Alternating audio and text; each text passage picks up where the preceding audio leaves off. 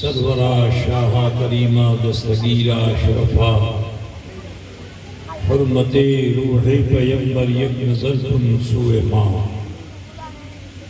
لی خمسة اطفی بہا حر الوباء الحاتمہ المصطفى والمرتضى وابناهما والفاطمہ وصلى الله تعالى على خير خلقه ونور عرشه ومظهر لطفه محمد وآله وأصحابه أجمعين برحمتك يا أرحم الراحمين بحق لا إله إلا الله.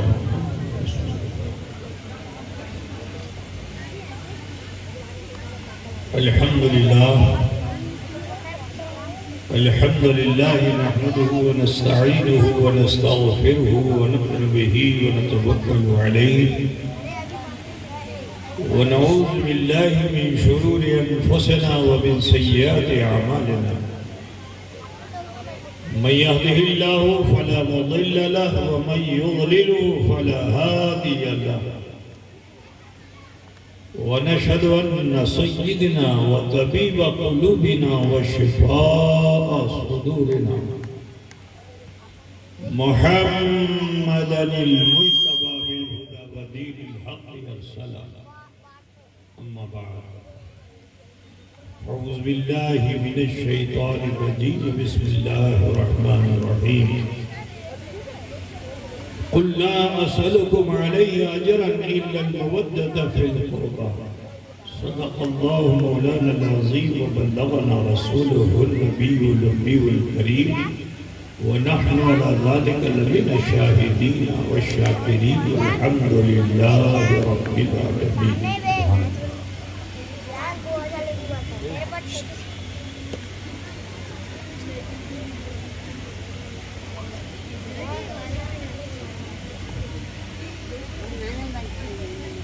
مجلس ذکر حسین جو سالہ سال سے انجمن اصلاح المسلمین کی جانب سے منعقد ہوتی ہے شہر درگ میں، الحمدللہ یہ ایک معیاری اسٹیج ہے اور اس اسٹیج پر جلیل قدر علماء و مشائخ نے اپنے خطابات سے مومنین کے قلوب و اذہان کو منور و مجلہ کیا. میری بھی خوش بختی رہی ہے کہ چند سالوں میں نے بھی اس اسٹیج پر حسینی برکات کو اپنے دامن میں سمیٹا ہے. سبحان اللہ. اور کچھ خوشبوئے کربلا شہر درگ کی جانب میں نے اسے خوشبوئے کربلا تو دیا ہے الحمدللہ. سبحان اللہ. آج بھی اس خوشبو کا احساس مجھے ہو رہا ہے. بہرحال کئی سالوں کے بعد پھر سے ایک مرتبہ آپ کے درمیان حاضر ہو گیا ہوں. مجھ سے پیشتر خطیب بے مثال علامہ مولانا مفتی انوار حسین صاحب جو مسلسل مدلل مفصل خطاب چند روزوں سے آپ کے اس اسٹیج سے مرحمت فرما رہے ہیں. اللہ کا شکر ہے کہ آپ ان کے خطاب نایاب سے مستفید مستفید ہو رہے ہیں. تو فقیر تو تفصیلاً خطاب نہیں کرے گا، تفصیلی خطاب کے لیے مفتی صاحب قبلہ ہیں. میں اجمالی خطاب کے لیے حاضر ہوا ہوں. تو لہذا سب سے پہلے تو میں مشکور ہوں اس شہر کے ان علماء کا کہ جو اس اسٹیج کی زینت بنتے ہیں. سبحان اللہ. اللہ تبارک و تعالیٰ ان تمام علماء ملت اسلامیہ کے علم میں عمل میں اضافہ فرمائے آمین. اور ان کی زبانوں میں تاثیر عطا فرمائے. ان سے ایک عالم ہدایت یافتہ ہو. اور آپ سب کے لیے بھی دعا گو ہوں کہ آپ جذبہ اہل بیت کے سرشار ہو کر شامیانہ حسینی میں حاضر ہو جاتے ہیں. انہیں بھی فراموش کرنا میرے لیے بالکل غیر مناسب ہوگا کہ جو اس اسٹیج کو سجانے میں سنوارنے میں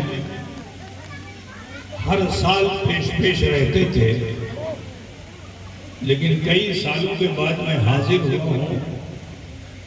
ان میں سے چند لوگوں کی صورتیں نظر نہیں آ رہی ہیں. ایسا لگتا ہے کہ داعی اجل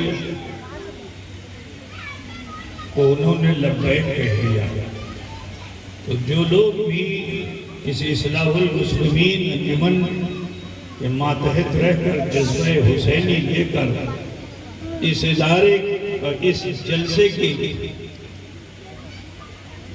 کہ انعقاد میں کوشاں رہتے تھے، اسٹیج سے لے کر مجمع تک میں ان سب کے لیے دعا گو ہوں کہ جو اس دار فانی سے رحلت کر چکے ہیں. اللہ تبارک و تعالیٰ ان کی مغفرت فرمائے اور ان کے درجات میں بلندی فرمائے. خصوصاً جناب سلیم اللہ صاحب شرفی جو اس اسٹیج کی رونق تھے، ناظم جلسہ رہا کرتے تھے، آج وہ بھی ہمارے درمیان نہیں ہیں. اللہ تبارک و تعالیٰ ان کے درجات میں اضافہ فرمائے. اب نام کس کس کا لیا جائے؟ بہت سے لوگ اس دنیا سے جا چکے ہیں، یا وہ مرد ہوں یا عورتیں ہوں. ان سب کے لیے میں مغفرت کی دعا کرتا ہوں. اللہ تبارک و تعالیٰ ان سب کو ان کی قبروں میں راحت عطا فرمائے. بہرحال عزیزم، مفتی صاحب قبلہ سے آپ تفصیلاً خطاب سماعت فرما رہے تھے، اور میں نے کہا کہ میں اجمالی خطاب کروں گا. تو جو کچھ یہ بیان کر چکے ہیں انہی میں سے کچھ لے کر کے ایک گلدستہ بنا کے آپ کو دینا چاہتا ہوں. سبحان اللہ. کیا آپ لوگ لینا پسند کریں گے؟ صحیح کتنے لوگ لیں گے؟ ذرا ہاتھ اٹھا کے بتائیں نا. ماشاءاللہ. اللہ آپ سب کو اجر عطا فرمائے. آمین. مشہور آیت کریمہ رب تعالیٰ ارشاد فرماتا ہے قُلْ لَا أَسْأَلُكُمْ عَلَيْهِ أَجْرًا إِلَّا الْمَوَدَّةَ فِي الْقُرْبَى. اے محبوب آپ ارشاد فرما دیجئے دعوت و تبلیغ پر تم سے کوئی معاوضہ طلب نہیں کیا جاتا مگر قرابت داروں کی محبت. ذرا خیال کیجئے مسلمانوں، یہ آیت کریمہ ایسے دور میں نازل ہوئی. میں ذرا پس منظر اور پیش منظر آپ کے سامنے رکھنا چاہتا ہوں کہ وہ مسلمان جنہوں نے حضور کے ہاتھوں پہ اسلام قبول کیا تھا وہ انصار و مہاجر کی صورت میں تھے. حضور صلی اللہ علیہ وسلم سے وہ کیسی محبت کرتے تھے کہ رسول پاک صلی اللہ علیہ وسلم چلیں تو ان کے چلنے کے انداز کو صحابہ قبول کریں، مسکرائیں تو ان کے مسکرانے کے انداز کو قبول کریں صحابہ. حضور صلی اللہ علیہ وسلم کی نقل و حرکت کو صحابہ دیکھتے تھے اور اس کی نقل کرنے کی کوشش کرتے تھے. محبت ایسی تھی. انصار و مہاجر کا تو مقام بہت بلند ہے. یہودی کا بچہ جو دشمن اسلام ہے اس کا بچہ اگر وہ حضور کی صحبت میں آ جائے اور خدمت رسول میں آ جائے تو اس کی خدمت کیا تھی کہ رسول اللہ صلی اللہ علیہ وسلم کو وہ وضو کا پانی پیش کرتا تھا، اور جب اللہ کے رسول فرش پر اترتے تھے تو آپ کی نالین پاک کو سمیٹ کر اپنی بغل میں رکھ لیا کرتا تھا، سبحان اللہ، اپنی بغل میں رکھ لیا کرتا تھا۔ 3 دن گزر گئے، نظر نہیں آیا، تو میرے رسول صلی اللہ علیہ وسلم نے صحابہ سے ارشاد فرمایا کہ میرے صحابہ وہ بچہ کہاں ہے؟ تو لوگوں نے عرض کیا رسول اللہ وہ تو بستر مرگ پہ ہے، عنقریب اسے موت آنے والی ہے، صاحب فراش ہے۔ رسول پاک صلی اللہ علیہ وسلم کو بڑا غم ہوا، آپ کی آنکھوں میں اشک آ گیا اور فرمایا کہ ہمیں اس کی عیادت کے لیے چلنا چاہیے۔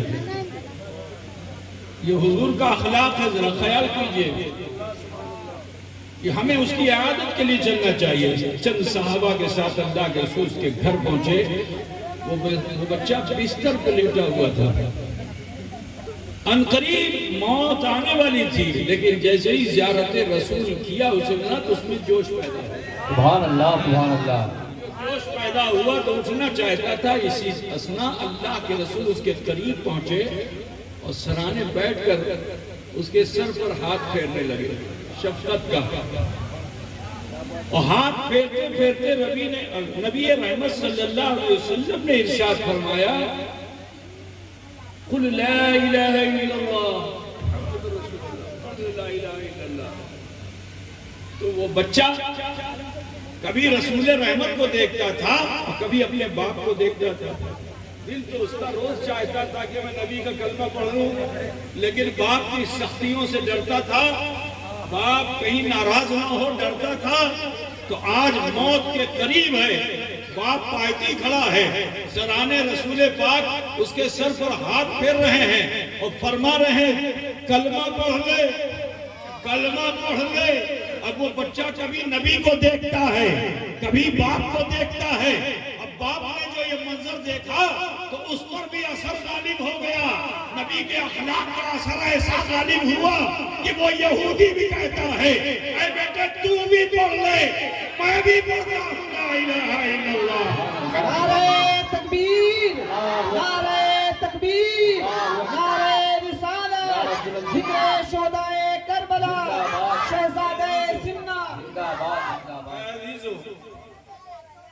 جن کی نال میں تاثیر ایسی ہو تو ان کی حال میں تاثیر کیسی ہو؟ سبحان اللہ، سبحان اللہ،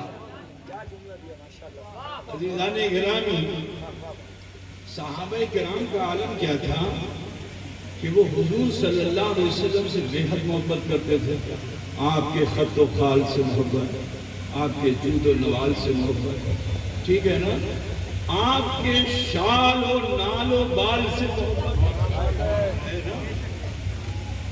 میاں یہی نہیں، حضور جب گھوڑے پہ سوار ہو جاتے تھے ان کی ٹاپ سے نکلنے والی جو غبار ہوتی تھی نا، اسے بھی وہ صحابہ اپنے ہاتھوں پہ مل کر چہرے کا غازہ بنا لیتے تھے۔ عزیزان گرامی، ذرا خیال کیجئے محبتوں کا عالم کیا تھا، سرکار سے یہ صحابہ کیسی محبت کرتے تھے۔ شفا شریف کی ایک حدیث پاک کا مفہوم میں آپ کو بتاتا چلوں کہ ایک موقع پہ رسول کائنات صلی اللہ علیہ وسلم نے اپنا بول مبارک ایک صحابی کو عطا فرمایا۔ اب پتہ نہیں آپ لوگ بول جانتے ہو نہیں جانتے، جانتے ہیں بول؟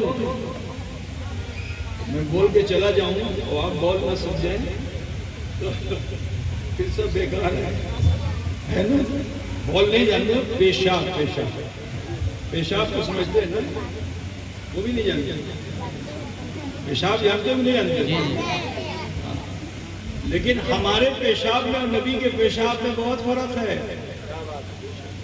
ہمارا پیشاب بدن پہ لگ جائے، کپڑے پہ لگ جائے تو کپڑے کو بھی نجس کر دے، بدن کو بھی نجس کر دے، لیکن میرے نبی کے پیشاب کا علم یہ ہے کہ حضور نے دیا ایک پیالہ، لے جاؤ اس کو بہتر مقام پہ رکھ دینا۔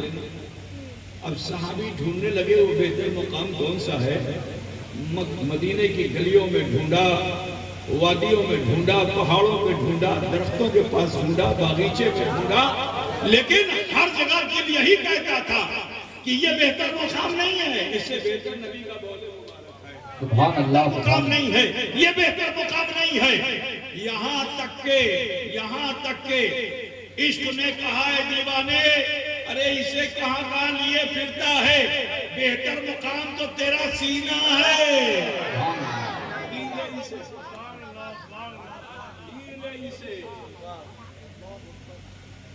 صحابی نے پیالے کو لیا، ہونٹوں سے لگایا اور پینے لگا۔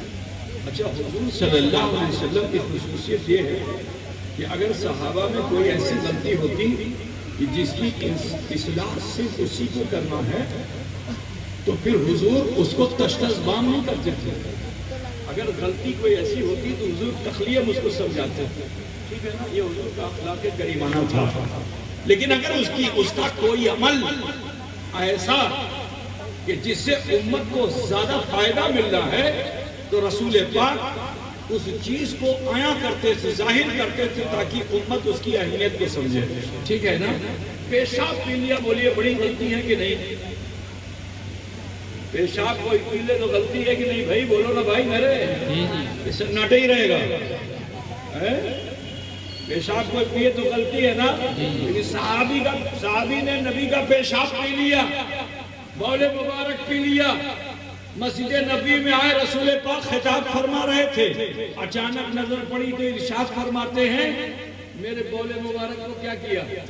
تو صحابی نے عرض کیا رسول اللہ اس کے بہتر مقام پر رکھ دیا، بہتر مقام پر رکھ دیا۔ رسول اللہ صلی اللہ علیہ وسلم نے پھر خطاب فرمانا شروع کیا، پھر آپ کی نظر صحابی میں پڑی، پھر ارشاد فرماتے ہیں تم نے اس بول مبارک کو کیا کیا؟ تو صحابی آپ کرتے ہیں یا رسول اللہ میں نے اس کو اس کے بہتر مقام پر رکھ دیا۔ رسول کائنات پھر خطاب فرماتے جب دوسری مرتبہ پھر توجہ اس صحابی پہ ہوئی تو ارشاد فرمایا کیا کیا؟ عرض کیا بہتر مقام پر رکھ دیا۔ نبی نے پھر خطاب فرمانا شروع کیا۔ اب جب چوتھی مرتبہ اللہ کے رسول نے ارشاد فرمایا تو صحابی لرز گئے، رونگٹے کھڑے ہو گئے، چہرے کا رنگ زرد پڑ گیا کہ لگتا ہے مجھ سے خطا ہو گئی ہے، لگتا ہے مجھ سے خطا ہو گئی ہے۔ تو اقبال جرم کرنے کے لیے کھڑے ہوئے اور عرض کیا یا رسول اللہ یا حبیب اللہ میں نے اسے پی لیا، میں نے اسے۔ تو حضور کو منع کرنا چاہیے تھا نا، پیشاب کی چیزوں سے جو نہ بچے تو نبی فرمائے کہ قبر میں عذاب ہوتا ہے۔ ذرا سوچو، پیشاب کی چیزوں سے نہ بچے تو نبی فرمائے عذاب ہوتا ہے، لیکن یہاں صحابی نے پورا پیالہ پی لیا، نبی نے یہ نہیں فرمایا کہ عذاب ہوگا، ارشاد فرماتے ہیں اب جیون بھر تجھے پیٹ کی بیماری نہیں ہے۔ سبحان اللہ، سبحان اللہ، سبحان اللہ۔ کسی سے ملتی حدیث شفا شریف کی اور بھی ہے، حضور صلی اللہ علیہ وسلم کا لہو مبارک، خون مبارک، سرکار دو عالم صلی اللہ علیہ وسلم ایک عمل کو بہت پسند فرماتے تھے جس کو حجامہ کہتے ہیں، پشنا لگوانا۔ یہ آج والا حجامہ نہیں جو آج کل کپلنگ لگا کے سب کہتے سنت رسول ہے، بولتے ہیں نا یہ سب چائنیز طریقہ ہے، پوری باڈی میں لگا دیتے ہیں نا، پیر میں لگا دیتے ہیں، گھٹنے میں لگا دیتے ہیں، گردن میں سر میں لگا دیتے ہیں، کہتے ہیں حجامہ شریف ہے، اس میں کہیں تو شرافت نظر ہی نہیں آتی۔ فاضل خون کا نکالنا جائز نہیں ہے، بلا عذر شرعی فاضل خون کا نکالنا جائز نہیں ہے، لیکن فاسد خون کا نکالنا جائز ہے۔ اور یہ فاسد خون صرف یہی ہوتا ہے کہاں؟ گردن میں ایک رگ ہوتی ہے، اس رگ کو کہتے ہیں، ٹھیک ہے، اسی رگ میں جب یہ خون کا دوران بڑھ جاتا ہے تو بلڈ پریشر بڑھتا ہے۔ آج کے زمانے میں آپ گولی کھا کے اسے ٹھنڈا کر لیتے ہو، لیکن اس زمانے میں سنبی لگوائی جاتی تھی، پائپ لگوا دیا جاتا تھا، اس سے خون رس کے باہر آتا تھا، بلڈ پریشر ڈاؤن ہو جاتا تھا۔ حضور صلی اللہ علیہ وسلم اسے بہت پسند فرماتے تھے۔ آپ نے ایک پشنا لگوایا، وہی سنبی لگوایا، حجامہ کیا، ایک پیالہ خون جمع ہو گیا، صحابی کو دیا، اسے لے جاؤ بہتر مقام پہ رکھو۔ صحابی اسے لے کے چلے، اب لے کے چلے تو ان کا بھی وہی حال ہے، نہ مدینے کی گلیاں، نہ مدینے کی وادی، نہ مدینے کے پہاڑ، نہ مدینے کے باغیچے، کہیں بھی ان کا دل نہ لگا کہ یہاں رکھوں۔ آخر عاشق کے دل نے یہ کہا پی لے، اس سے بڑی نعمت کیا ملے گی، پی لے۔ صحابی رسول نے حضور کی محبت میں اس کو زمین میں مٹی میں ملنے نہیں دیا، پی لیا، وہ بھی لوٹ کر آئے۔ مسجد نبی میں رسول پاک نے ارشاد فرمایا کہ تم نے اس بولے اس خون مبارک کو کیا کیا؟ 3 مرتبہ فرمایا، وہی کہا جو پہلے والے صحابی نے کہا تھا کہ بہتر مقام پر رکھ دیا، لیکن جب چوتھی مرتبہ ارشاد فرمایا تو کھڑے ہو کر عرض کیا، یا رسول اللہ میں نے اسے پی لیا۔ تو میرے نبی کو فرمانا چاہیے تھا خون حرام کر دیا گیا، خون نجس العین ہے، خون کو حرام کر دیا گیا ہے، تم نے اسے کیوں پی لیا؟ نبی کو منع کرنا چاہیے تھا نا۔ لیکن سنو، بشر اور خیر بشر کے خون کا یہ میں بہت فرق ہے۔ بشر کا خون نجس کرتا ہے اور خیر بشر کا خون محبت میں کوئی صحابی پی لے تو میرے نبی فرماتے ہیں ارے جاؤ، تم پر جہنم کی آگ کو حرام کیا جاتا ہے۔ نعرہ تکبیر، نعرہ تکبیر، نعرہ رسالت، ذکر شہدائے کربلا، حضور تاج الاولیاء شہزادہ سمنا۔ سوچو کہ نبی کا خون فاسد نہیں ہوتا، نبی کا خون، نبی کا وہ فساد ہے ہی نہیں، نہ ظاہر میں فساد نہ باطن میں فساد۔ نبی تو فساد کو مٹانے آئے تھے نا، فساد کو ختم کرنے کے لیے آئے تھے۔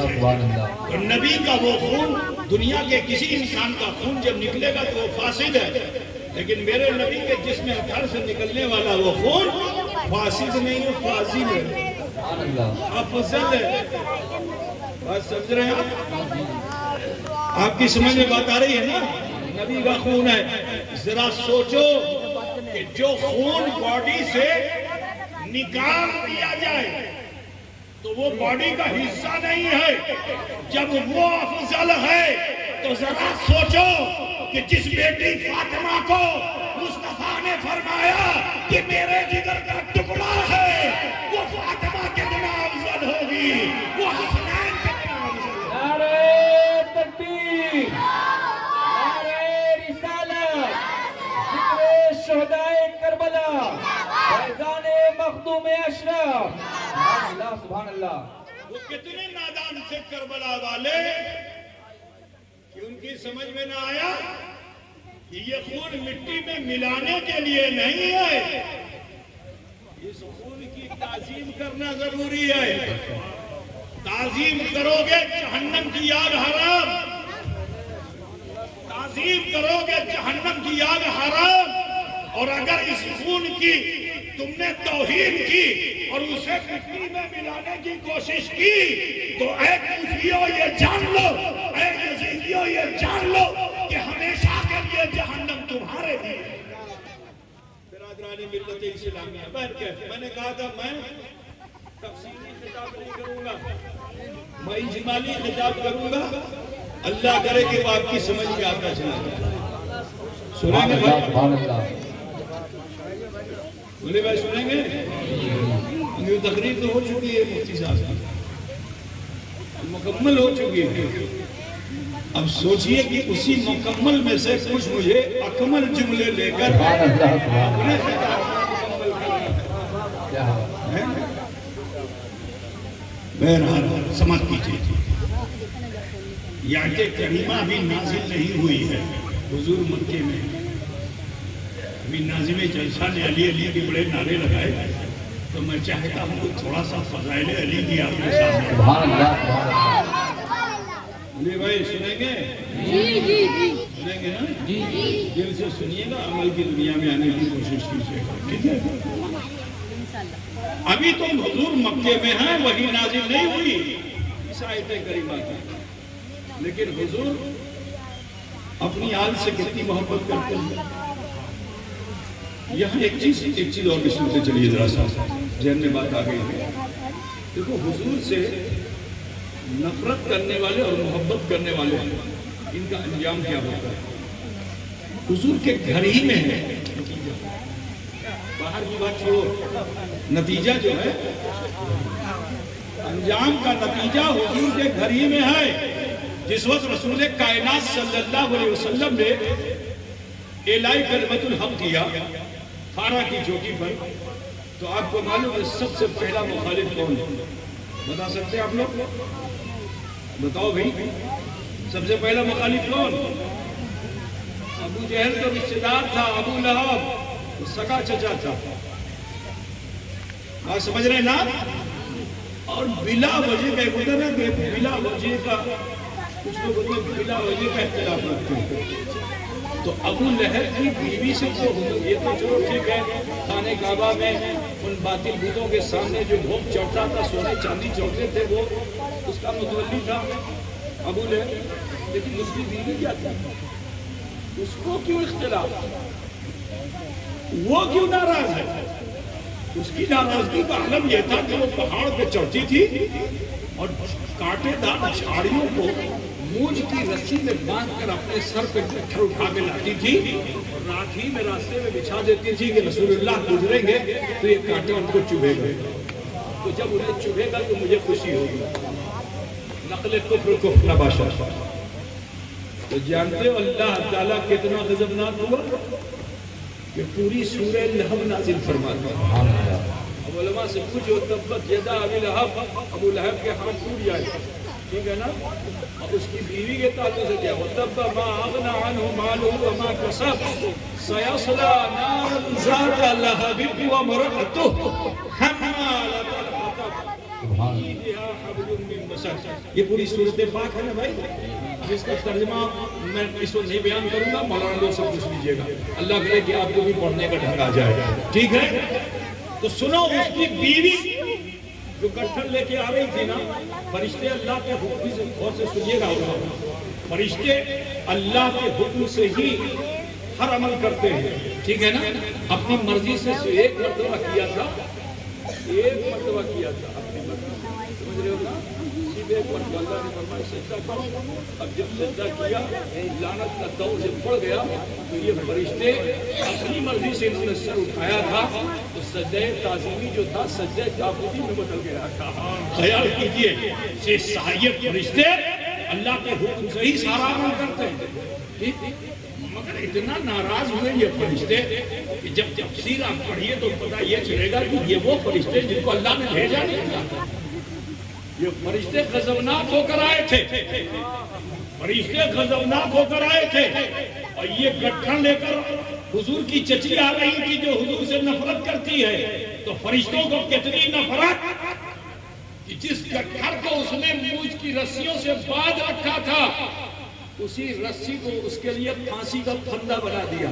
خیال کیجئے، تو ایک چچا وہ ہے گھر کے اندر جو نبی سے نفرت رکھنے والا، اللہ نے اسے لولا بنا دیا. ایک چچی وہ ہے کہ جسے اللہ نے موت کے گھاٹ اتار دیا. لیکن اسی گھر میں ایک چچا اور بھی ہے جن کا نام جناب ابو طالب ہے. ایک چچی اور ہیں جن کا نام حضرت فاطمہ بنت اسد ہے.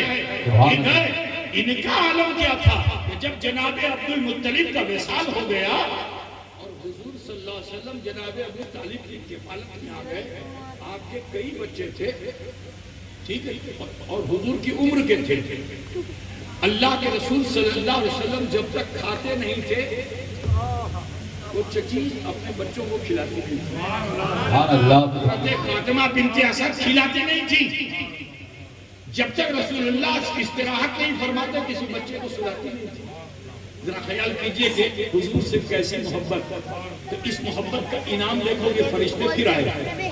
جب مولائے کائنات مشکل کشا اپنی ماں کے بطن میں آئے، صدف میں آئے، اور وقت ولادت ہوا، ماں طواف کعبہ کرنے کے لیے گئی. جیسے ہی طواف کعبے کے لیے گئی، درد سے ہو گیا. ان قریب تھا کہ علی پیدا ہو جاتے، اور جب علی پیدا ہوتے تو لوگ تالیاں بجاتے، مذاق اڑاتے آپ کی ماں کا. جانتے ہو وہ فرشتے پھر اجازت لے کر نہیں آئے. وہاں بھی اجازت لے کے نہیں آئے تھے، یہاں بھی اجازت لے کے نہیں آئے کہ رسول اللہ کی چچی اور سماج میں رسوا ہو. فرشتوں کو گوارا نہ ہوا. آقا نور کے گھیرے میں لے لیا، اور نور کے گھیرے میں جب لیا تو کعبے میں کہا کہ سعادت صرف تم لے کے کیوں جاؤ گے فرشتوں؟ یہ سعادت تم لے کے کیوں جاؤ گے؟ ارے میں اپنی دیوار کو شق کر لیتا ہوں. فاطمہ بنت اسد کو کعبے میں لے آیا. سبحان اللہ سبحان اللہ برادران ملت اسلامیہ دیوار پھٹ گئی. حضرت علی کی ماں کو فرشتے لے کر کعبے میں گئے اور جیسے ہی کعبے میں گئے ولادت ہو گئی. اچھا ایک بات بتائیے آپ بھائی کہ جب بچہ پیدا ہوتا ہے تو روتا ہے نہیں, نہ روئے تو اس کی پڑھائی ہوتی ہے, الٹا کر کے مارا جاتا ہے اس کو, ہے نا. بچہ اگر نہ روئے تو کیا ہوگا, اس کو ایسے ٹانگ پکڑ کر الٹا اس کی پیٹھ پہ پلائی کی جاتی ہے کہ اب سانس آ جائے روئے. ٹھیک ہے, بچہ جب اس دنیا میں آتا ہے عالم جب بدلتا ہے تو وہ ادھر ادھر دیکھتا ہے اور روتا ہے, کیونکہ عالم بدلا ہوا ہے. ماں کے شکم میں تھا, سمٹا ہوا, وہی اس کا عالم تھا. جیسے ہی باہر آیا تو اب کبھی چاند دیکھتا ہے, کبھی ستارے دیکھتا ہے, کبھی دیوار دیکھتا ہے, کبھی گھر دیکھتا ہے. تو یہ بچہ حیرت زدہ ہوتا ہے, تو کبھی داہنے کبھی بائیں کر کے دیکھتا ہوتا ہے کہ عالم بدلا ہوا ہے. جب عالم بدلتا ہے تو اچھے اچھوں کو پسینہ آ جاتا ہے. وہ تو ابھی بچہ ہے, وہ رو رہا ہے, وہ رو رہا ہے. لوگ سمجھتے ہیں کہ بھوکا ہے, تو اماں جو ہے اپنا پستان کر لیتی ہے, اس کو دودھ دیا جاتا ہے کہ چپ ہو جائے. عالم بدلنے کی وجہ سے وہ عالم کو دیکھتا ہے. لیکن علی جب پیدا ہوئے, علی جب پیدا ہوئے تو سنو, انہوں نے عالم دیکھا ہی نہیں. انہوں نے کہا مجھے یہ عالم اس وقت تک نہیں دیکھنا ہے جب تک کہ میں محبوب دو عالم کو نہ دیکھ لوں گا. جب تک کہ میں محبوب دو عالم کو دیکھ نہ لوں گا. آنکھیں بند کر لی, گھر تک پہنچائے گئے. عورتوں نے پلک اٹھانا چاہا, اٹھ نہ سکی. مرد بھی آئے, بڑے بڑے بہادر آئے کہ لاؤ ان کی پلکوں کو اٹھائیں. علی کی پلکوں کو اٹھا نہ سکے. بس مجھے یہ کہہ دینے دو کہ مسلمانوں, علی کے بچپن میں علی کی یہ نازک پلک, کہ اس نازک پلک میں بھی اللہ نے اتنی قوت بخشی کہ نہ کوئی مرد اٹھا سکا اسے, نہ کوئی عورت اٹھا سکی اسے.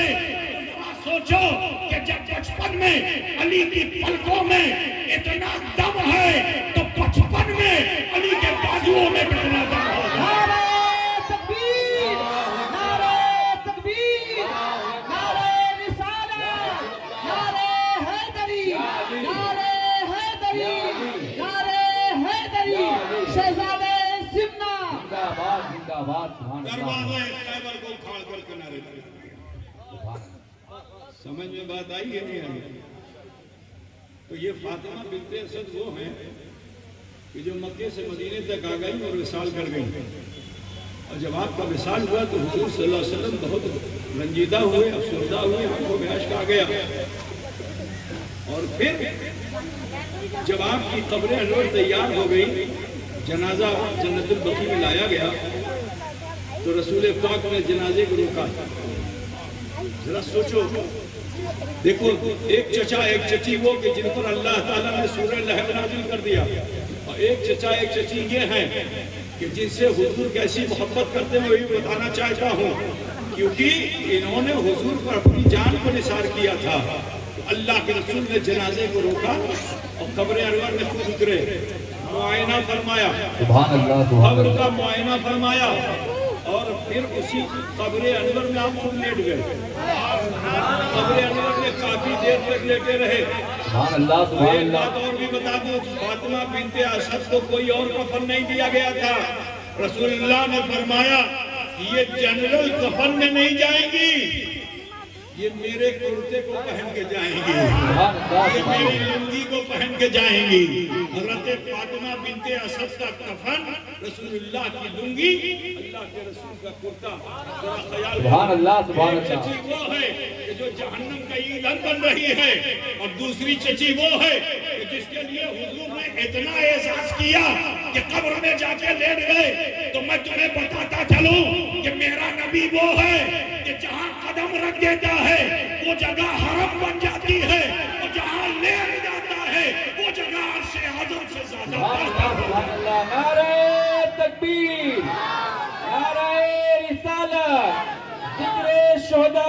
کربلا اللہ صلواتکم علیہ اجرا الا المودۃ فی القربى.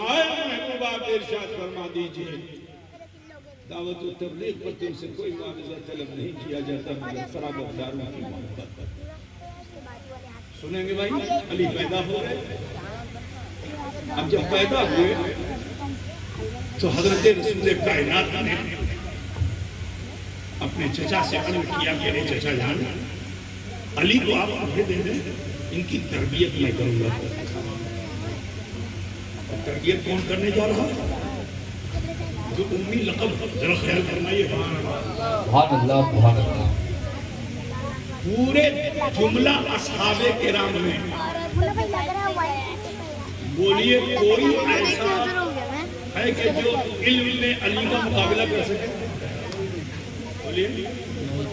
عربی زبان حضرت علی کی تاریخ جب اٹھائیں گے تو عربی زبان تھی لیکن نحوی اور صرفی قواعد جو عرب میں آئے ہیں یہ احسان ہے حضرت مولائے کائنات کا. ذرا خیال کرو عربی زبان کو جیسے آپ کے وہاں چھتیس گڑھی بولی جاتی ہے لیکن اس کا کوئی لٹریچر ہے. اسی طرح عربی زبان کو اس سے پہلے وہاں پہ جو زبان تھی سریانی زبان تھی وہ لاطینی زبان تھی. ٹھیک ہے.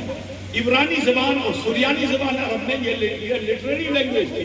عربی زبان یہ بدوی زبان تھی. ٹھیک ہے.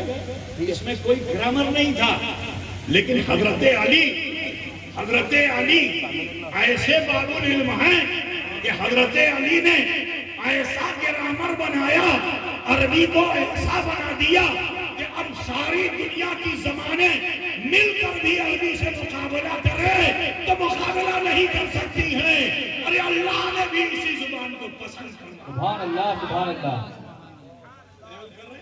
یہ سب ٹکڑے ٹکڑے جو میں آپ کو دے رہا ہوں اسے جمع کر لیں گے ایمان کا ایک پورا ورق تیار ہو جائے گا. سبحان اللہ سبحان اللہ. پورا ورق آپ کے پاس تیار ہو جائے گا. ٹھیک ہے بھائی میرے سمجھ رہے ہیں نا. میں علماء کرام کی موجودگی میں بڑی ذمہ داری سے کہنا چاہتا ہوں تربیت کس کی؟ زور سے بولیے نا بھائی. کس کی؟ ان کا لقب کیا ہے؟ بولیے. لقب امی ہے. کیا لقب ہے؟ امی کا معنی کیا ہوتا ہے؟ بولیے. امی کا معنی کیا ہوا؟ اششت. کیا؟ بغیر پڑھا لکھا. بولیے. بزرگ بڑے پڑھے لکھے تھے آج کچھ نادانوں نے اسی کا یہی ترجمہ کر دیا اسلام سے خارج ہو گئے. ٹھیک ہے. جانے انجانے میں خطا کر ڈالی. کہا حضور امی. ارے نادان صرف ایک ہی ترجمہ تم نے دیکھا. امی کا معنی ماں ہوتا ہے. ام کا معنی روٹ ہوتا ہے. روٹ جڑ. پیڑ ہے اور جڑ نہیں تو پیڑ ہوگا. بولیے. معلوم کیا ہوا کہ ہر علم و حکمت کی جڑ جو ہے وہ جناب محمد رسول اللہ ہے. وہ جناب میں بڑی ذمہ داری کے ساتھ عرض کرنا چاہتا ہوں ایجوکیشن کے لیے ABCD ابجد حروف کا جاننا ضروری ہے.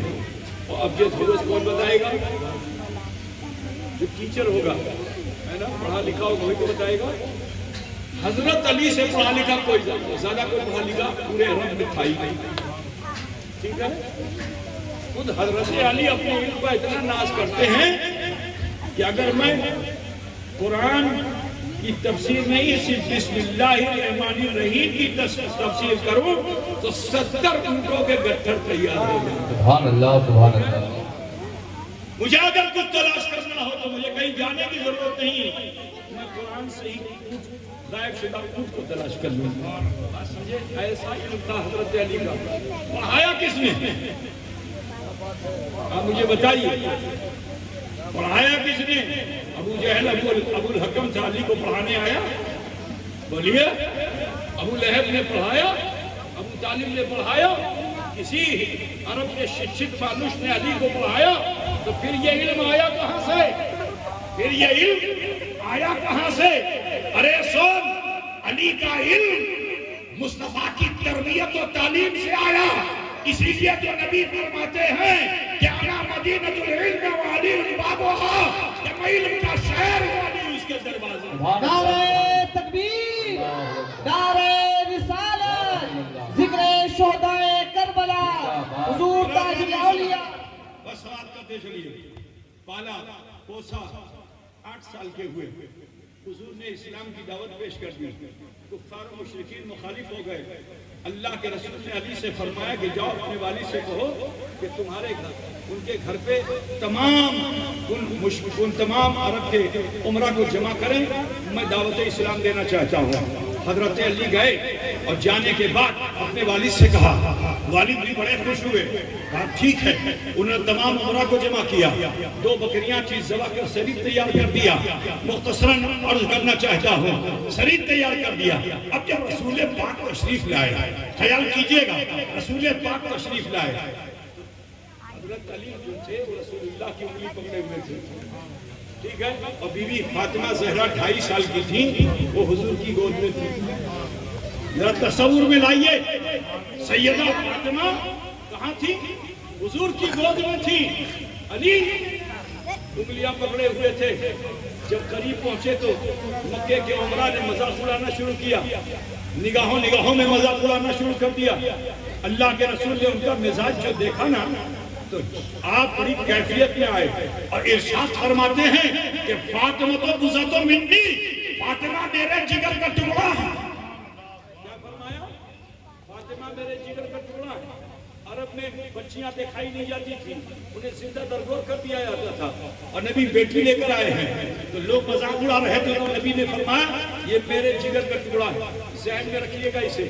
مختصراً عرض کرتا چلوں کہ اب جب حضرت علی نے دیکھا کہ یہ مکے کے لوگ حضور کا مذاق اڑانا چاہتے ہیں تو میرے علی نے چھپ کر اسلام قبول نہیں کیا. ان تمام عمرہ کے سامنے کھڑے ہو کر کے آپ اعلان فرماتے ہیں کہ اشہد ان لا الہ الا اللہ واشہد ان محمدا عبدہ ورسولہ.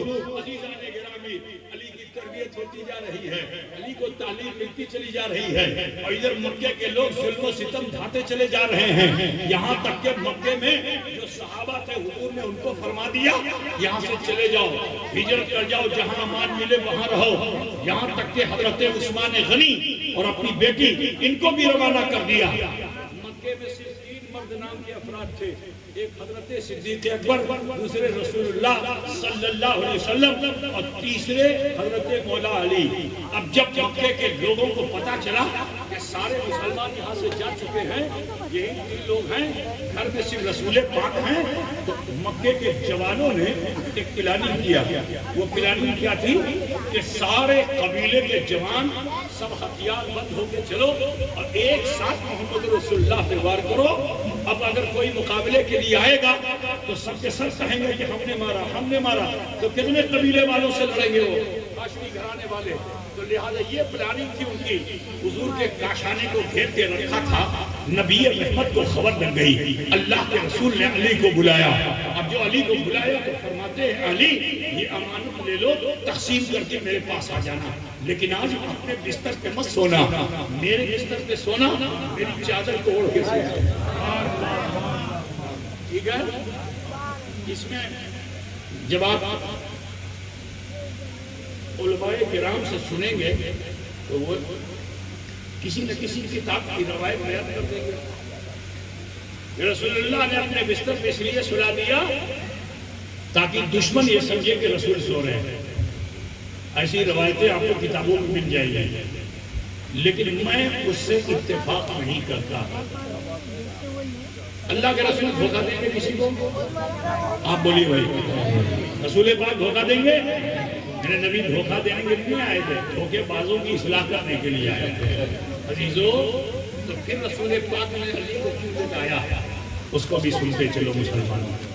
علی کو کیوں سلایا اپنے بستر پہ؟ اس کی وجہ میں آپ کو بتاتا چلو مختصراً. اس کی وجہ یہ ہے کیونکہ حضور غیبداں ہیں اور رسول پاک صلی اللہ علیہ وسلم کے پاس جب آج علی آئے نا تو علی کی تقدیر جلی ہوئی. لیکن اب آپ لوگ جلی بھی نہیں سمجھتے ہوں گے. آپ لوگ تو روٹی جلی اور لکڑی جلی اسی کو جلی سمجھتے ہیں. اور کبھی کبھی خفا ہو جاتے ہیں روٹی جل گئی تو नाराज बैठे हुए कहा ठीक है आज से तू आजाद है,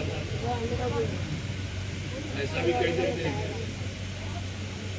जली का माना रोशन, जली का माना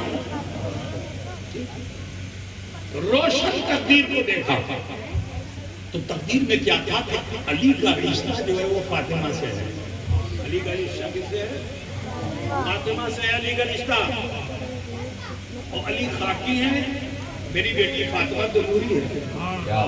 और से सुनिएगा भाई मेरे, अल्लाह ने निजाम कुदरत बनाया जिन्स का रिश्ता जिन्स से। और तुमको थोड़ी सी नजीर दिखलाता चलूं, आपके वहां भेड़ बकरी एक साथ रहते कि नहीं रहते? बोलो भैया कुरैशी लोग बहुत हैं, कुरैशी हजरात हैं कि नहीं है? वहाँ बकरी भी रहती है, भेड़ भी रहती है, सामने ही बैठे हमें लगता है।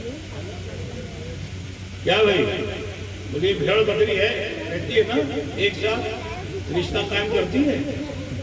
भेड़ का रिश्ता बकरी से होता है। बोलो ना यार, जी जी।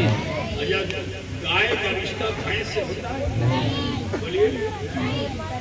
अच्छा बताइए, जो परिंदे उड़ते हैं, कौवा है, चील है, कोयल है, जो भी परिंदे हैं, किसी परिंदे का किसी परिंदे से रिश्ता है? नहीं। परिंदों में एक परिंदा बहुत बेवकूफ है, एक परिंदा बहुत चालाक है, जिसका जिक्र तफसीर में भी है। ठीक है, कौवा जो होता है वो बड़ा बेवकूफ परिंदा है, और कोयल बहुत चालाक परिंदा। तो कोयल को अल्लाह ताला ने घोंसला बनाने का हुनर नहीं दिया। ये घोंसला नहीं बनाती, ये ढूंढती रहती है कौवे का घोंसला कहाँ है, कौवे ने अंडा कहाँ दिया। जैसे ही देखा फला पेड़ के ऊपर घोंसला कौवे ने बना रखा है, अंडा भी दे दिया है वो, और कौवा जैसे ही प्रवास करके जाता है, ये कोयल वहाँ पहुँचती है, चोंच से अंडे को खोल के पी लेती है, और फिर वहीं वो अंडा खुद दे देती है। उसके अंदर ये सलाहियत नहीं है, वो न तो वो सेने की सलाहियत रखती है, ना वो घोंसला बनाने की सलाहियत रखती है। अल्लाह ताला ने कोयल में सलाहियत नहीं रखती है। तो अब वो अंडे को जा करके वही कौवे के घोंसले में रख देती है और प्रवास कर जाती है बेफिक्र। आई बेचारा कौवा उड़ करके आया, उसने समझा मेरा ही अंडा है, बैठ करके गर्मी देता रहा, सेता रहा, यहाँ तक कि अंडे से बच्चा हो गया। फिर भी वो कौवा नहीं समझ सका, वो यही समझा कि मेरा ही बच्चा है। बहुत परवरिश की, दूर दूर से जाता, कीड़े पकड़ के लाता, उसके मुंह में डालता, यहाँ तक कि जब कोयल ऊपर निकल आया तो उस कोयल को तो चाहिए था किसी कौवे के समाज में रहती, लेकिन निजाम फितरत ये है कि कोई कोयल उसके साथ चाहे जितनी तरबियत दी जाए, वो कौवे के साथ नहीं रहेगी, वो अपना समाज ढूंढेगी, क्योंकि जिन्स का रिश्ता जिन्स से है। ये निजाम कुदरत है, ये निजाम कुदरत है। अब जरा ख्याल कीजिए कि जब अल्लाह ने उसूल बनाया कि जिन्स का रिश्ता जिन्स से, तो सुनो फातिमा तो नूरी है। सुभान अल्लाह, सुभान अल्लाह। फातिमा के नूरी होने में किसी को शक है? नहीं। रसूलुल्लाह क्या है? जोर से नूर बोलो। नूर। नूर ही नहीं है, नूरे मुजस्सम है। सुभान अल्लाह, सुभान क्या अल्लाह। है? नूरे मुजस्सम। तो रसूलुल्लाह का जिगर क्या हुआ? बोलिए ना भाई। और जिगर का टुकड़ा इक्वल टू फातिमा क्या हुई? नूर। अब तो समझ में बात आ गई ना, फातिमा क्या हुई? इधर आओ, अली को देखते हैं। अली जनाबे अबू तालिब के बेटे हैं। अबू तालिब खाकी हैं, अली भी खाकी हैं। अब खाकी का रिश्ता अगर नूरी से हो तो जमाना ताना देगा ना। तो मुख्तार नबी ने अली से फरमाया मेरे बिस्तर पे लेट जाओ, सुभान अल्लाह, चादर को ओढ़ लो, सुभान अल्लाह। चादर को ओढ़ के सोना। आज नमाज नहीं पढ़नी है, आज सिर्फ सोना है अली।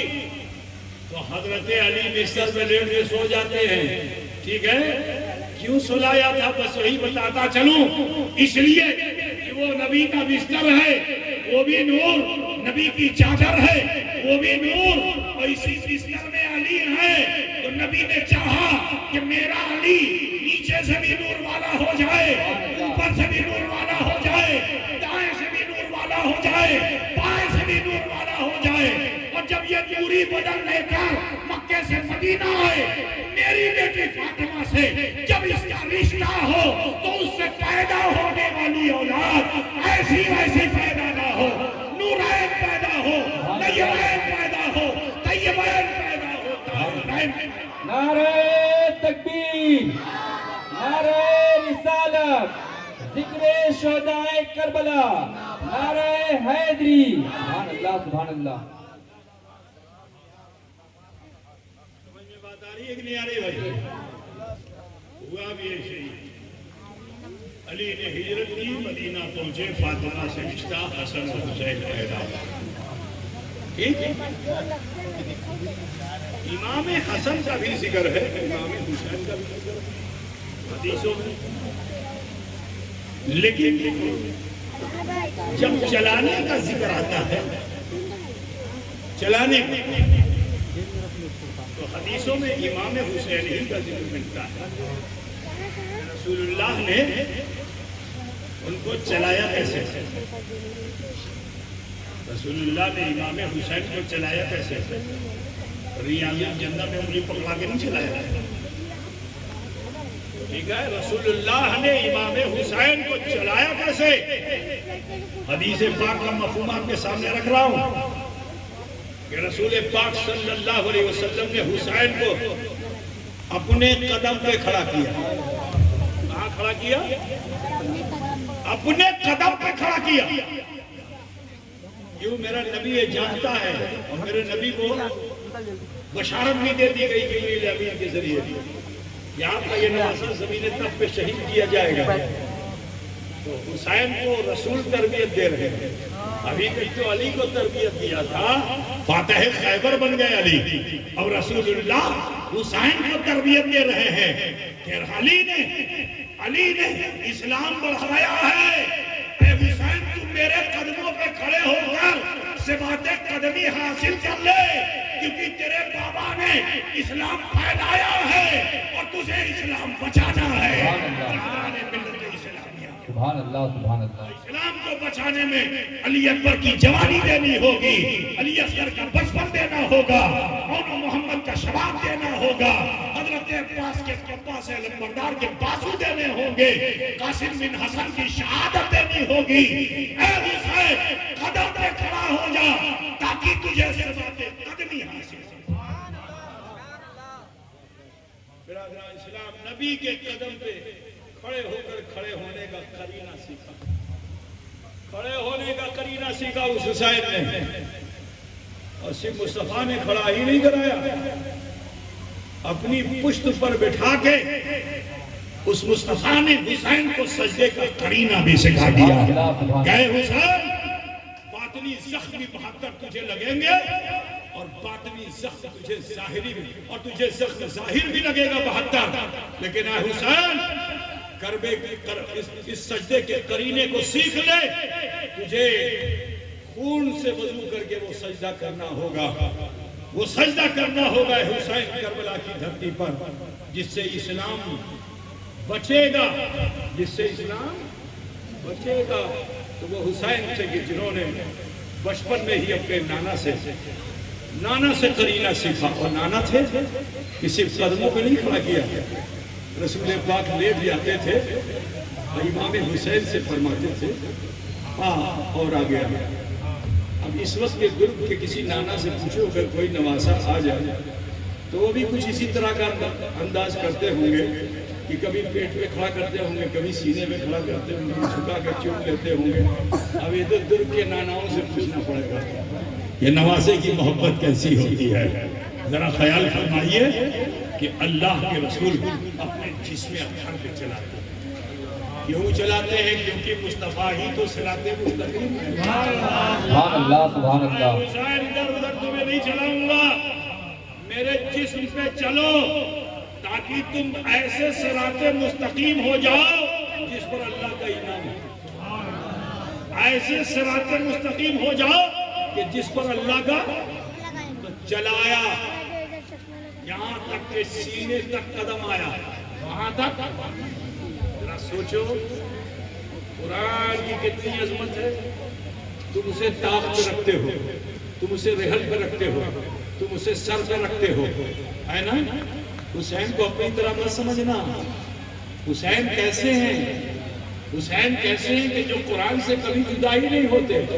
وہ قرآن جو مصطفیٰ کے سینے میں تھا، ذرا خیال کرو، قرآن تو سینے میں تھا، حسین سینے پر تھے۔ سبحان اللہ، سبحان اللہ۔ حسین سینے پر تھے، کھینچا رسول پاک نے اور ان کے دہنے مبارک کو اپنے دہنے مبارک سے لگایا اور پھر زبان مبارک دہنے مبارک میں رکھ دی۔ اے بیٹے، اس لذت کو اتنا حاصل کر لے کہ کربلا میں پلتش کی سزا تو نہ بلند کرنا، تو نہ بلند کرنا۔ تو وہ حسین تھے کہ جنہوں نے کربلا، انہوں نے امام رسول کریم صلی اللہ علیہ وسلم کی زبان مبارک سے وہ لعاب دہن چوس لیا۔ ذرا سنو اس کی لذت کیسی ہے کہ یہ لعاب دہن اگر عثمان غنی کے خریدے ہوئے کنویں میں ڈال دیا جائے تو جانتے ہو مرج البحرین کی تصویر بن جاتی ہے۔ سبحان اللہ، سبحان اللہ۔ آدھا کنواں یہودی کا، آدھا کنواں مسلمان کا، اگر یہ لعاب دہن کنویں میں ڈال دیا جائے، سمندر میں تو اللہ بناتا ہے اور کنویں میں محمد الرسول اللہ سبحان بناتا ہے۔ اللہ، سبحان اللہ۔ برادران ملت، یہ وہ لعاب دہن ہے کہ اگر صدیق اکبر کو سانپ ڈس لے اور مصطفیٰ جان رحمت صدیق اکبر کی اینڈیوں میں لگا دیں، قیامت تک انہیں زہر کا اثر ان پر غالب نہ ہو، مرتے دم تک غالب ہو۔ یہ وہ لعاب دہن ہے کہ بدر کے میدان میں اگر حضرت معاذ کا بازو کٹ جائے تو رسول پاک اس بازو کو کندھے سے لگا کر لعاب دہن لگا کر جوڑ دیتے ہیں۔ یہ وہ لعاب دہن ہے کہ خیبر کی سرزمین پر اگر علی کو آشوب چشم ہو جائے، آنکھوں میں لگا دیا جائے تو ایسے پینا ہو جائیں، ایسے پینا ہو جائیں کہ سنو، صرف خیبر کا قلعہ نہیں دیکھتے، نظر نیچے کرتے ہیں تو تحت سرا نظر آتا ہے، نظر اوپر کرتے ہیں تو عرش اعظم نظر آتا ہے۔ وہ لعاب دہن ہے جسے رسول پاک نے حسین کو بچپن میں چسایا، اس لیے کیونکہ کربلا کی دھرتی پر امام حسین علیہ جدہ علیہ السلام کو صبر و استقامت کے ساتھ رہنا ہے۔ تاریخ شاہد ہے، پیاس پیاس تو سب نے کہا، لیکن میرے حسین نے پانی نہ عباس سے مانگا نہ اکبر سے مانگا۔ وہ کیسی لذت تھی جو بچپن میں حسین کو رسول پاک صلی اللہ علیہ وسلم نے عطا فرما دی تھی۔ برادران ملت اسلامیہ، غرض کے حضور نے بے حد محبت فرمائی، یہاں تک کہ یہ آیت کریمہ نازل ہو گئی کہ قُلْ لَا أَسْأَلُكُمْ عَلَيْهِ أَجْرًا إِلَّا الْمَوَدَّةَ فِي الْقُرْبَى۔ اے محبوب، آپ ارشاد فرما دیجئے کہ دعوت و تبلیغ پر میں تم سے کوئی معاوضہ طلب نہیں کرتا مگر قرابت داروں کی محبت۔ تو سنو، یہ آیت کریمہ کے نزول کی ضرورت نہیں تھی، مگر قرآن صبح قیامت تک ہے۔ امت میں کچھ ایسے سرسرے نکلیں گے کہ جو اہل بیت اطہار کی عظمتوں کو پامال کرنا چاہیں گے۔ آپ دیکھیے، ایک طرف امیر معاویہ ہیں جو کاتب وحی ہیں، لیکن اپنی مصروف زندگی کی بنیاد پہ وہ اپنے بچے کو صحیح تربیت نہ دے سکے۔ سمجھ رہے ہو نہیں؟ حضرت امیر معاویہ کاتب وحی ہیں، ان کے مقام و مرتبے کو عام صحابی نہیں پہنچ سکتا۔ لیکن سنو، دنیا میں جب ماں باپ مصروف زیادہ ہوتے ہیں تو اولادیں غلطی اور خطا کی طرف چلی جاتی ہیں۔ اس کو 5 بجے آنا ہوتا ہے، وہ 12 بجے رات میں آتا ہے، اماں ابا اس کو پوچھتے نہیں ہیں کیونکہ وہ مصروف ہیں، انہیں معلوم نہیں کہ بیٹا کب آیا کب نہیں آیا۔ حالات کچھ ایسے وہاں بھی تھے، یہاں تو عنان حکومت میں اتنا وہ مصروف تھے کہ انہیں پتہ ہی نہیں تھا کہ یزید کیا کر رہا ہے۔ یزید کا حال کیا تھا کہ اوباش لوڈوں کو لے کر کے جنگلوں میں چلا جاتا تھا اور جانے کے بعد وہاں رقاصاؤں کا رقص دیکھتا تھا، شراب رقص و سرود کی محفل سجاتا تھا، شراب کی محفل لگاتا تھا۔ میرے عزیز، نہ جانے کیسے کیسے برے کام کرتا تھا وہ یزید، اور ادھر امیر معاویہ کو پتہ نہیں۔ دوسرے ایک اور صحابی ہیں، ان کا بھی ذکر سن لیجئے۔ وہ صحابی ہیں حضرت سعد بن وقاص رضی اللہ تعالیٰ عنہ۔ دو ہی کا ذکر کرنا چاہوں گا، دونوں کے لوگوں کا کردار کربلا کی دھرتی پہ جو ہے اس کو سمجھیے۔ ایک طرف تو امیر معاویہ کا بیٹا وہ ناہنجار یزید پلید جو جانے کتنی خطاؤں میں ملوث ہو گیا، اور ادھر حضرت سعد ابن وقاص ایسے صحابی ہیں کہ جنگ احد کے موقع پر جب رسول پاک صلی اللہ علیہ وسلم پر دشمنوں نے جلغار کی اور اللہ کے رسول کے دندان مبارک شہید ہو گئے، آپ کے سارے مبارک میں خود کی 2 کڑیاں چن گئی اور اللہ کے رسول پیچھے ہٹتے ہوئے پہاڑ پر چڑھتے چلے گئے، پہاڑ نے سہارا دیا، آپس میں آگے مل گیا۔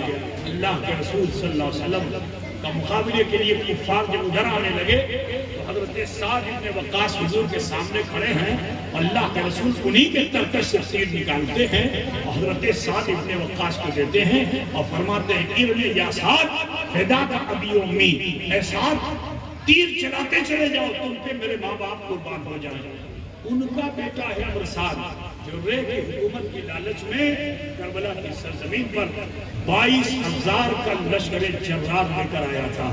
اور جانتے ہو بس آخری بات عرض کر دوں کہ 22,000 کا لشکر جرار لے کر آیا تھا مسلمانوں، اور پھر اس نے دیکھو ایک باپ نے تیر چلایا تھا تو رسول پاک نے اپنے ماں باپ ان پہ قربان کر دیے۔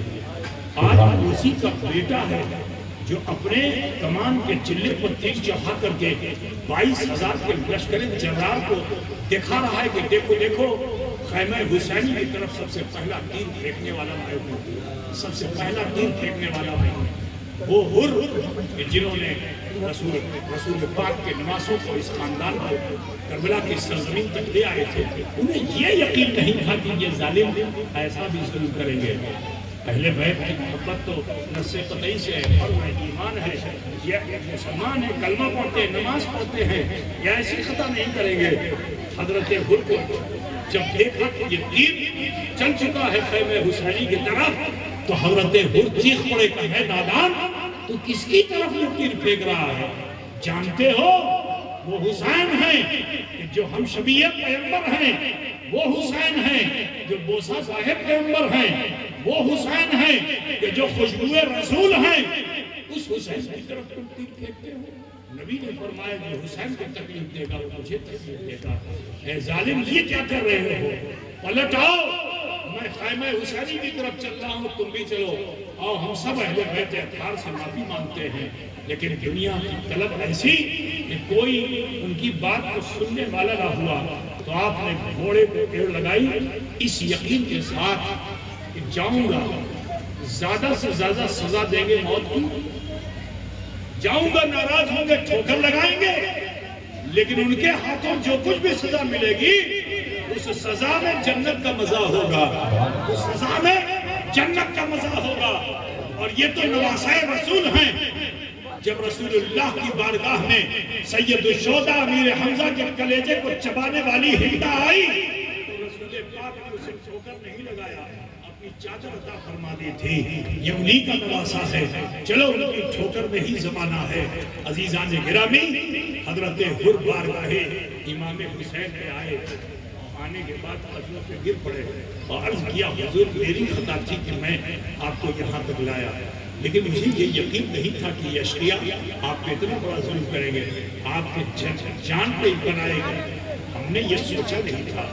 اے امام علی مقام، اب اس خطا کی تلافی اسی صورت میں ہے کہ آپ مجھے میدان کارزار میں جانے دیں۔ اے امام علی مقام، ابھی بھی میں دم رکھتا ہوں، ان 22,000 کے لشکر جرار پر میں ایسا پڑھوں گا کہ ان کے میسرے کو توڑ دوں گا، ان کے میمنے کو چھاٹ دوں گا، ان کے قلب کو کاٹ دوں گا، بس آپ مجھے اجازت دے دیجئے۔ امام حسین نے قدموں سے اٹھایا، یہ نہیں فرمایا ظالم تو نے ہمیں یہاں لا کے پیاسا رکھا، نہیں نہیں، حضرت حر کو اٹھایا اور زمانے کو بتا دیا کہ میرا حسین محصول تو ضرور ہے لیکن کربلا کی دھرتی پہ بھی مجبور نہیں ہے۔ حسین نے یہ ارشاد فرمایا کہ انت حر فی الدنیا والآخرہ، کہ تو دنیا میں بھی آزاد ہے اور آخرت میں بھی۔ سبحان اللہ، سبحان اللہ۔ قل لا اسألکم علیہ الا المودۃ فی القربى، اے محبوبہ ارشاد فرما دیجئے کہ دعوت و تبلیغ پر میں تم سے کوئی معاوضہ طلب نہیں کرتا مگر قرابت دعوت کی محبت۔ ایک بات عرض کرتا چلو، واقعات کربلا تو ہم مفتی صاحب سے سنیں گے۔ واقعات کربلا ہو گئی، نیزے پہ سر اڑ گیا، آپ کو معلوم ہے کہ یزید چند سال بھی نہیں بچا مر گیا، اس کے بیٹے کو تخت میں بٹھالا گیا، اس نے ٹھوکر لگا دی کیونکہ وہ محب اہل بیت تھا، وہ آ گیا صدیق، اور غم حسین میں روتے روتے 40 دن میں اس کا بھی انتقال ہو گیا۔ عزیزان گرامی، مختار صحفی کے ہاتھ میں حکومت آئی، جانتے ہیں مختار صحفی نے چپ چپ کر مارنا شروع کیا، اور اس زمانے میں حضرت امام زین العابدین کسی مقام پر خیمہ زن تھے، رات کے وقت آپ دیا جلا کر ذکر میں مصروف تھے، اللہ کی عبادت میں مصروف تھے کہ اچانک ایک شخص بھاگا بھاگا خیمے میں داخل ہوا۔ جیسے اس نے حضرت امام زین العابدین کو دیکھا تو اس نے اپنے چہرے کو ڈھک لیا اور کہتا ہے میں پیاسا ہوں پلا دو، میں پیاسا ہوں پلا دو۔ حضرت امام زین العابدین اٹھتے ہیں اور پیالے میں پانی لیتے اسے دے دیتے ہیں، کہا ابھی پیاس نہیں ہوئی، تھوڑا سا پانی اور پلا دو۔ امام زین العابدین نے پھر سے پانی دے دیا، پھر اس نے پیا، کہا ابھی بھی پیاس نہیں ہوئی، پلا دو۔ امام زین العابدین نے تیسرا پیالہ بھی دے دیا۔ جب 3 پیالہ پی چکا تو اس نے پوچھا کہ کیا آپ نے مجھ کو پہچانا؟ کیا آپ نے مجھ کو پہچانا؟ تو حضرت امام زین العابدین نے فرمایا کہ تجھے نہیں پہچانوں گا، تیری وجہ سے کربلا میں میرا پورا خاندان لٹ گیا، تجھے نہیں پہچانوں گا، پابجولہ ہو کر تیرے دربار میں آیا، تجھے نہیں پہچانوں گا، تو نے میرے بابا کے ہونٹوں پر چھڑیاں رکھی تھی، تجھے نہیں پہچانوں گا۔ تو کہتا ہے جب پہچان لیا تھا تو پلایا کیوں؟ کہتا ہے جب پہچان لیا تھا تو پلایا کیوں؟ تو کہا ظالم، کربلا کے میدان میں وہ تیرا کردار تھا، اس خیمے حسینی میں میرا کردار ہے۔ سبحان اللہ، سبحان اللہ، یہ میرا کردار ہے۔ قُلْ لَا أَسْأَلُكُمْ عَلَيْهِ أَجْرًا إِلَّا الْمَوَدَّةَ فِي الْقُرْبَىٰ۔ اے محبوب، آپ ارشاد فرما دیجئے دعوت التبلیغ کو میں تم سے کوئی معاوضہ طلب نہیں کرتا مگر برابر کی محبت۔ عزیزو، آپ سب سے کہنا ہے کہ حب اہل بیت جزو ایمان ہے، محبت اہل بیت میں سرشار ہو کر جینا سیکھیے، اور ایسا کوئی غلو اور مبالغہ مت کیجیے جس سے آپ کا ایمان کمزور ہو جائے۔ شریعت کے خلاف ورزی ایسی مت کیجیے کہ جس سے آپ کا پھر ایمان کمزور ہو جائے۔ آپ بالکل پابند شرع رہ کر امام حسین نے جو تہذیب ہمیں کربلا میں دی ہے اس پر عمل کر کے ہم اپنی زندگی کو گزاریں۔ ایک بات کہنی ہے عزیزو، اپنے بچوں کو اچھی تربیت دو، اپنے بچوں کو پر دھیان دو۔ دیکھو یہ واقعہ کربلا سے اس وجہ سے ہو گیا کیونکہ باپ نے بیٹے کی طرف دھیان نہیں دیا، سمجھے؟ تو جو ایک آپ کو رزلٹ لے کے جانا وہ یہ ہے کہ ہمیں اپنے بچوں کو توجہ دینی چاہیے، اپنے بچوں کی اچھی تربیت کرنی چاہیے، اچھی تعلیم دینی چاہیے، نہ کہ انہیں جس حال میں ہے اسی حال میں چھوڑ دیا جائے۔ اگر آپ اپنے بچوں پر اچھی تربیت کریں گے تو وہ بچے آپ کے لیے سفاک نہیں ہوں گے، وہ بچے آپ کی خوبیاں لے کے کھڑے ہوں گے۔ لیکن اگر آپ نے جوانی میں مصروفیت کی بنیاد پر بچوں کی طرف دھیان نہیں دیا تو بڑھاپے میں یہی بچے کہیں اور لاٹھی نہیں ماریں گے، خدا نخواستہ تمہارے قدموں کو لاٹھی مارنے کے لیے کھڑے ہوں گے۔ تو آپ سب سے کہنا ہے کہ اپنی فیملی کی طرف دھیان دیجیے، اپنے بچوں کو اچھے سے اچھا بنائیے، اس کی بہت سخت ضرورت ہے عزیزوں۔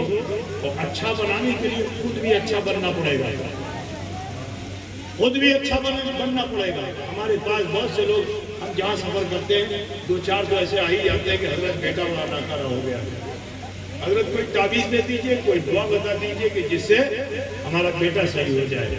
میرے عزیز، بیٹے کو صحیح کرنا ہے تو پہلے تم خود صحیح ہو جاؤ۔ وہ خراب ہوا ہے وہ تمہاری خراب عادتوں کی وجہ سے، تو لہٰذا ضرورت اس چیز کی ہے کہ دوسروں کے عیب نہ دیکھ کر اپنے عیب، اپنے خطا کو دیکھو، اور اگر کوئی خطا، غلطی، گناہ نظر آ جائے تو اس کو اپنے رب کے حضور ضرور پیش کر دو۔ یہ نبی اور آل نبی کا یہی عمل رہا ہے، ان سے کوئی خطا نہیں، ان کو اللہ تعالیٰ نے محفوظ رکھا ہے، معصوم رکھا ہے، ان سے خطا نہیں ہو سکتی ہے۔ لیکن اس کے باوجود بھی یوم عاشور شب عاشور امام حسین نے کربلا کی سرزمین پر اپنے ساتھیوں سے یہی کہا تھا، تلوار تیز مت کرو، نیزے بھالے پرچیاں درست مت کرو، ٹھیک ہے، درست کرو تو اپنے آپ کو کرو، صحیح کرو تو اپنے آپ کو کرو۔ امام حسین کے معلوم تھا 22,000 کا لشکر چل رہا تو کہنا یہ چاہیے تھا، دیکھو حبیب المذاہب کے داہنی طرف رہنا، ٹھیک ہے، وہ ابن قلبی تم بائیں طرف رہنا، اکبر تم میرے پشت میں رہنا، عباس تم میرے سامنے رہنا۔ تو ایک فوج کا ڈیزائن بناتے نا، لیکن رات میں امام حسین نے کسی سے کچھ نہیں کہا، سب سے صرف یہ کہا کہ سب کے سب مراقبہ کرو اور محاسبہ کرو، اپنے اندر تلاش کرو اور اپنے رب کے حضور معافی کے طلبگار ہو جاؤ، اللہ تعالیٰ کی بارگاہ میں استغفار کرو۔ آج ہم شب عاشور پا چکے ہیں، حسینی تہذیب کو اختیار کرو مسلمانوں، مراقبے اور محاسبے کی تعلیم جو خانقاہوں میں دی جاتی ہے اس کو ضرور لے لو۔ میں بھی خانواد اشرفیہ کا ایک ادنا فرد ہوں، لیکن امتیاز اس میں ہے کہ سلسلہ اشرفیہ تمام سلسلوں کا مجموعہ ہے، لہذا اس بنیاد پر میں ناز سے کہتا ہوں کہ میں تمام سلاسل حقہ کی خانقاہوں کا نمائندہ بن کر تمہارے پاس آیا ہوں اور تمہیں یہ تعلیم دینا چاہتا ہوں کہ مراقبت اور محاسبت کرو، ٹھیک ہے، یہ محسوس کرو کہ اللہ ہمیں دیکھ رہا ہے۔ آج یہی کمی ہمارے اندر ہے جس کی وجہ سے ہم برائیوں میں ہیں۔ اگر ہم یہ احساس کر لیں کہ اللہ ہمیں دیکھ رہا ہے، بولیے پھر کوئی برائی کرے گا؟ آج ہمیں یہ احساس کرنا ہوگا کہ اللہ ہمیں دیکھ رہا ہے، اور پھر یہ دھیان دینا ہوگا کہ بچپن سے لے کے اب تک کہیں ہم سے کوئی بھول و خطا تو نہیں ہو گئی۔ اگر کوئی بھول خطا گناہ نظر آئے تو اسے رب العالمین کی بارگاہ میں پیش کر کے غفور الرحیم سے معافی کے طلبگار ہو جاؤ۔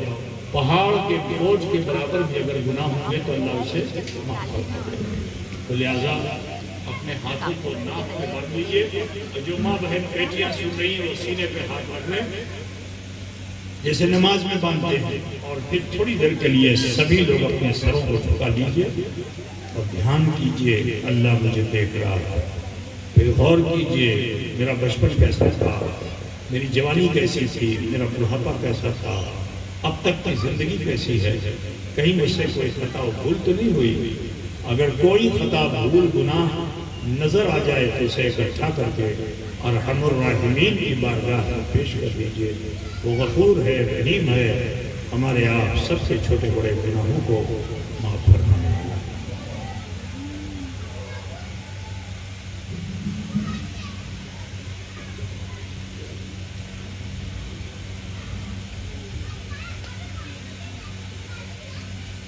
پڑھیں جیسے میں پڑھتا ہوں، بسم اللہ الرحمن الرحیم، لا الہ الا اللہ محمد رسول اللہ، اللہ ہی معبود ہے، محمد رسول اللہ صلی اللہ علیہ وسلم اللہ کے سچے رسول ہیں۔ استغفر اللہ ربی من کل ذنب واتوب الیہ، اے اللہ میری بارگاہ میں سچے دل سے سب چھوٹے بڑے گناہوں سے ہم توبہ کرتے ہیں، اور ہم وسیلہ چاہتے ہیں تیرے محبوب سید عالم نور مجسم احمد مجتبیٰ محمد مصطفیٰ صلی اللہ علیہ وسلم۔ یہ مختصر سبق اللہ نے ہمیں بخشا کہ ہم نے کلمہ شریف پڑھا اور استغفار کیا۔ شامی شریف میں ہے ایک مرتبہ کلمہ شریف پڑھنے سے اللہ تعالیٰ 3000 گناہوں کو معاف فرما دیتا ہے۔ سبحان اللہ، سبحان اللہ، 3000 نیکیاں نام اعمال میں درج فرما دیتا ہے۔ سبحان اللہ۔ اے مسلمانوں ذاکر بنو ذاکر۔ آج دنیا کی ساری آسائشیں آپ کو مل گئی لیکن پھر بھی بے چینی نہیں گئی۔ اس کی وجہ کیا ہے؟ کیونکہ آپ نے دولت کمائی، آپ نے بہت کوشش کی تو آپ کو اولاد بھی ہو گئی، بہت کوشش کی تو شادی بھی ہو گئی، ساری آسائشیں مہیا کر دیں، مگر دل کو سکون نہیں ہے۔ اس کی ایک وجہ یہ ہے کہ دل کا سکون نہ دولت سے، نہ بیٹے سے، نہ جائیداد سے، نہ زمین سے۔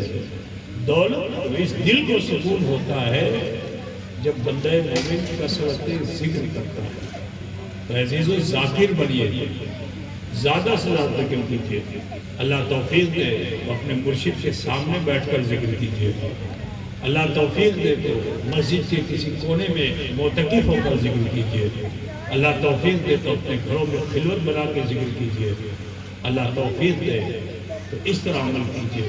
لیکن اگر فرصت نہیں ملتی ہے تو راستہ چلتے ہوئے یہ ذکر کر سکتے ہیں، آپ کام کرتے ہوئے بھی یہ ذکر آپ کر سکتے ہیں، نہ آپ کا راستہ کھوٹا ہوگا، نہ آپ کے کام میں دشواری آئے گی۔ ذاکر بن جائیے، وضو کے ساتھ رہیے۔ کسی وجہ سے اگر آپ کا وضو نہیں ہے تو بھی مومن کی زبان کو اللہ نے پاک رکھا ہے، ٹھیک ہے؟ ذکر میں کمی مت کیجیے۔ اگر آپ یہ ذکر کثرت سے کرنے لگیں گے تو ایک بڑا فائدہ میں آپ کو بتا دوں، بڑے بڑے صوفی اور خلیفہ کئی چیزیں کرتے ہیں، پھر بھی یہ دل نہیں چلتا۔ پیر صاحب آتے ہیں، حضرت ابھی نہیں چلا، لیکن میں آپ کو بہت آسان نسخہ بتا کے جا رہا ہوں۔ آپ اگر اس کو کرتے چلے جاؤ تو انشاءاللہ تعالی میرے کہنے کے مطابق اگر آپ کرنے لگو گے تو میں بڑے چیلنج کے ساتھ کہتا ہوں کہ آپ کا دل ضرور چلے گا۔